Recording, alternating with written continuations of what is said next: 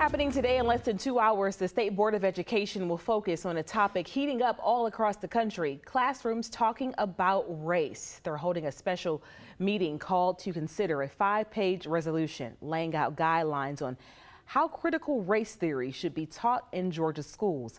The resolution calls for teachers, administrators, and students to be treated as equal, regardless of race or sex. It also says state schools that allow this kind of teaching should not receive funding from the state. However, Dr. Beverly Tatum, an educator on race, says debates about critical race theory have to happen.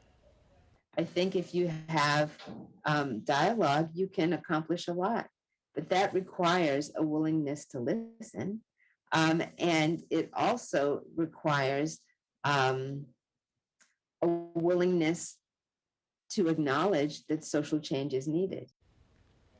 School boards in Cherokee and Forsyth counties have already denounced critical race theory and banned it from the curriculum. Supporters say this is a chance to honestly talk about race in the classroom. They add misrepresentation, banning the approach, or ignoring racism doesn't make the problem go away.